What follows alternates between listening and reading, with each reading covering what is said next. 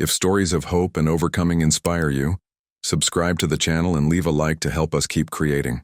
The silence in Elena's 15-year-old sedan was a heavy, suffocating blanket. It was a different kind of quiet from the one she craved late at night after the children were asleep. This was a hollow silence, filled with unspoken anxieties and the rumbling of 3 empty stomachs, including her own. In the rearview mirror, she could see them.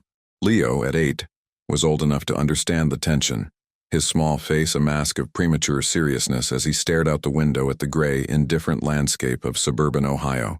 5-year-old twins, Mia and Sophie, were buckled into their faded car seats, their usual bubbly energy replaced by a confused lethargy. They had asked for snacks at the last stoplight, and Elena's gentle, "Not right now, sweethearts," had landed with the finality of a judge's gavel. Just 3 months ago, this life would have been unimaginable. 3 months ago, there was Mark. Mark, with his easy smile and promises that now felt like shards of glass in her memory. He had called it finding himself. He'd packed a bag, drained their joint savings account, and walked out, leaving behind a note on the kitchen counter that was as empty as his vows. He hadn't just left a wife, he had abandoned a family, leaving Elena to navigate the wreckage with 3 small, bewildered passengers. The pantry, once stocked with Mark's favorite craft beers and Leo's beloved dinosaur-shaped chicken nuggets, now held a half-empty box of generic pasta, a can of beans, and a dwindling bag of rice. Pride had kept her from calling her parents, who had warned her about Mark. Shame kept her from the doors of the local food bank. She was a capable woman, she told herself. She had a part-time job as a cleaner at a local motel, but the hours were inconsistent, and the pay was barely enough to cover the rent on their small, drafty apartment, let alone the mountain of bills that seemed to multiply each night. Today was supposed to be a small victory. The last of her unemployment check had cleared, a meager sum that she had budgeted with a surgeon's precision. It was just enough, she'd calculated, for a week's worth of groceries. Simple things: bread, milk, eggs, potatoes, maybe some ground beef if it was on sale. A flicker of hope had ignited in her chest as she'd pulled into the sprawling parking lot of the Value Mart. The store's fluorescent lights hummed with an aggressive cheerfulness that felt like a personal insult. Elena steered the wobbly-wheeled cart through the aisles, a silent calculator clicking away in her mind. Leo's eyes lingered on the colorful cereal boxes, and she had to gently pull him away. Mia pointed a chubby finger at a display of pink frosted cookies, her lower lip trembling when Elena shook her head. Each "no" was a fresh wound. She was their mother, their provider, their shield against the world, yet she couldn't even provide a simple cookie. She focused on the essentials, grabbing the store-brand versions of everything, her eyes scanning for the bright yellow and red sale tags. The cart slowly filled with a humble collection of sustenance. It wasn't a feast, but it was food. It was survival. Holding her breath, she pushed the cart toward the checkout lanes, feeling a fragile sense of accomplishment. "That'll be $87.45, the cashier, a teenager with bored eyes, announced mechanically. Elena smiled, a strained gesture she had perfected over the last few months, and slid her debit card into the chip reader. The machine beeped. Her smile faltered. "Declined," the cashier said, not even looking up. Panic, cold and sharp, pierced through Elena's chest. "Oh, that's strange," she stammered, her voice barely a whisper. "Could you try it again, please?" She knew it was pointless. She knew exactly how much was in the account, or how much should have been.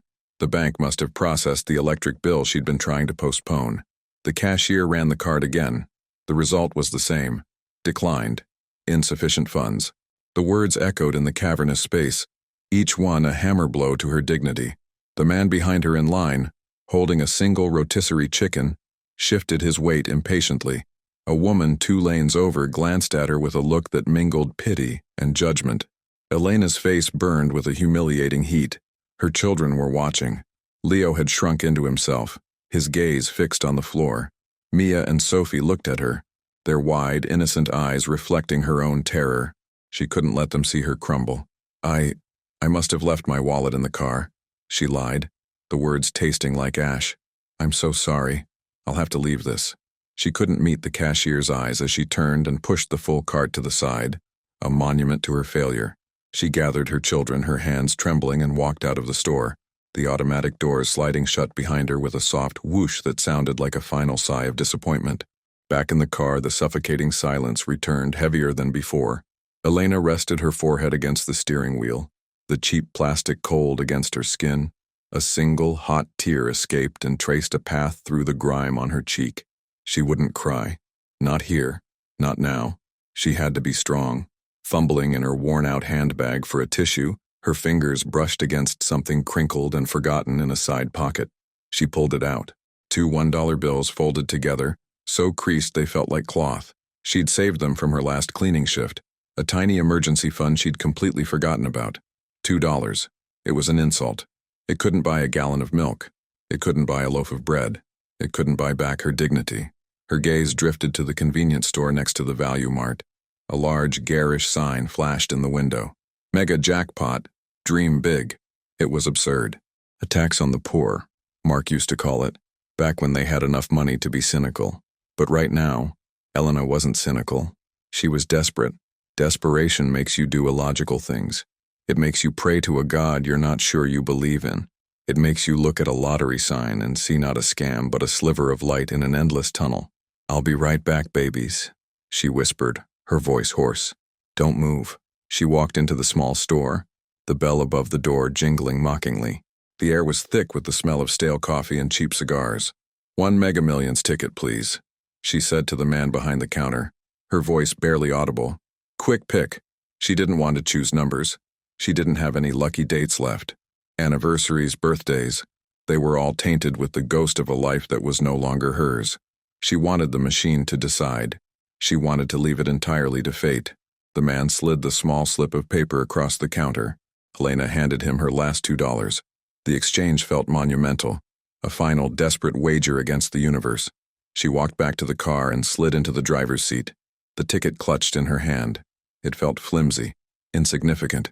She drove home in a daze, the city lights blurring into streaks of color through her tear-filled eyes.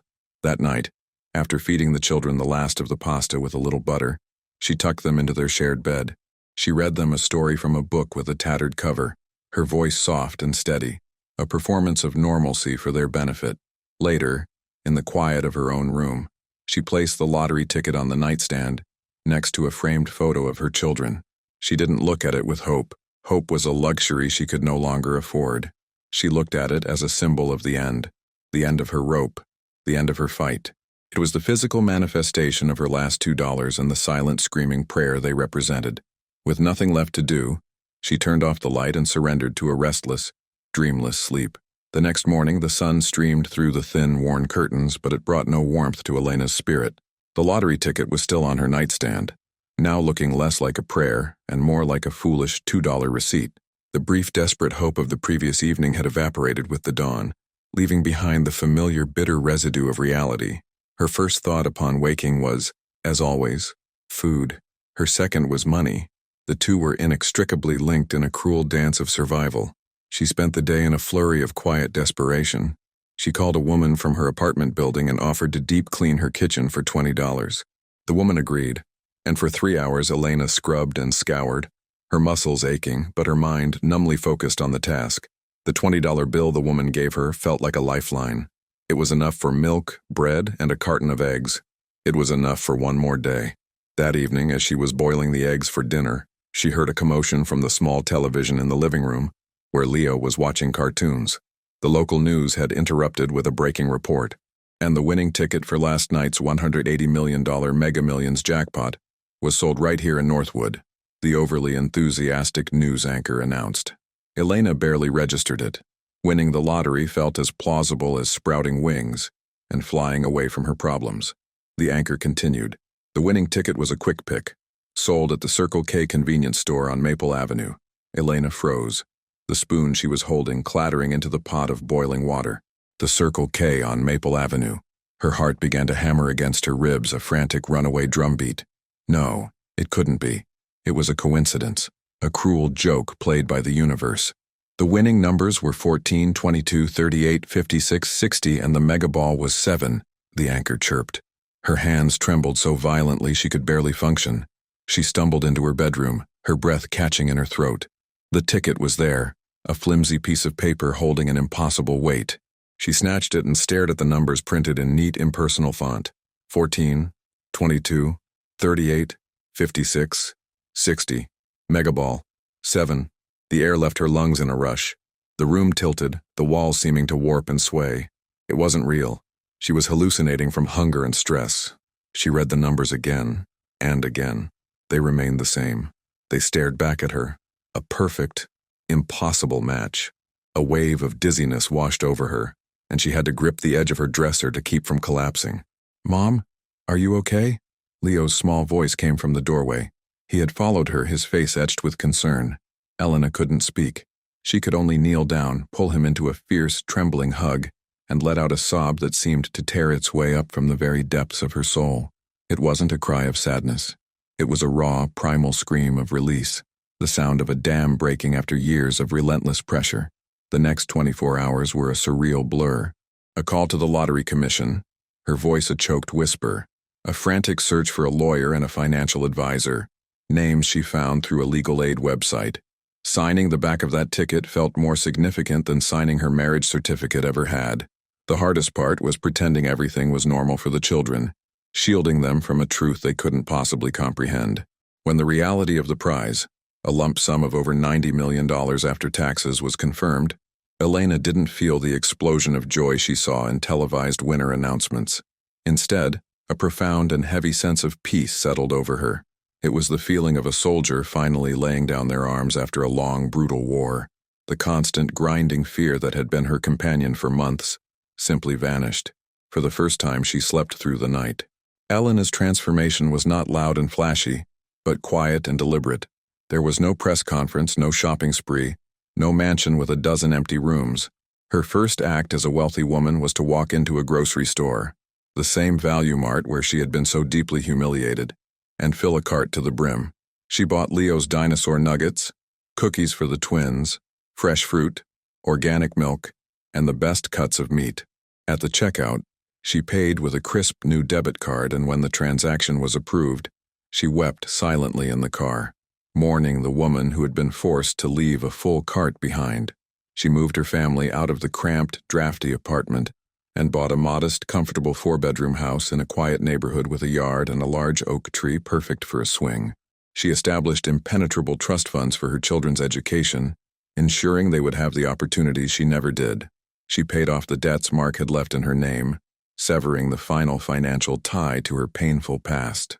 But as the months passed, and the initial relief settled into a new reality, Elena found that security wasn't enough. The memory of her shame, of the crushing feeling of being unable to feed her children, was a ghost that still lingered. She knew she had been given this miracle for a reason, and it wasn't just to insulate herself from the world. One afternoon, watching Mia and Sophie play on their new swing set, an idea began to form. It was born from that harrowing moment at the checkout counter. She remembered the feeling of everyone watching, the pity, the judgment. What if she could spare another parent that pain? Working with her financial advisor and a small, trusted legal team, she established a charitable foundation. She called it The Cart That Cares. Its mission was simple and discreet. The foundation partnered with grocery stores in low-income neighborhoods, providing them with a special fund. When a cashier saw a customer's card get declined for groceries, they were trained to say a simple, kind phrase. "It looks like you've qualified for a community sponsorship today." They would then process the payment using the foundation's funds. There were no forms, no questions, no shame, just a quiet, dignified act of help. Elena insisted on remaining anonymous. She wasn't seeking recognition. She was seeking to heal a wound in herself and in her community. The final scene of her old life replayed in a new light a year later. Elena was volunteering, sorting canned goods at a local food drive her foundation was supporting. From a distance, she saw a young mother at the register of the adjoining supermarket. Her shoulders slumped in a posture of defeat Elena recognized instantly. The woman's 2 small children stood beside her watching. Elena saw the cashier lean in, speak a few quiet words, and then scan a special barcode. A look of stunned, tearful disbelief washed over the young mother's face. It was a look of pure, unadulterated relief. Elena turned away, a gentle, genuine smile gracing her lips for the first time in what felt like a lifetime. The money had saved her from poverty, but this feeling of turning her deepest pain into someone else's rescue, was what had truly made her rich. The lottery ticket hadn't been an ending after all.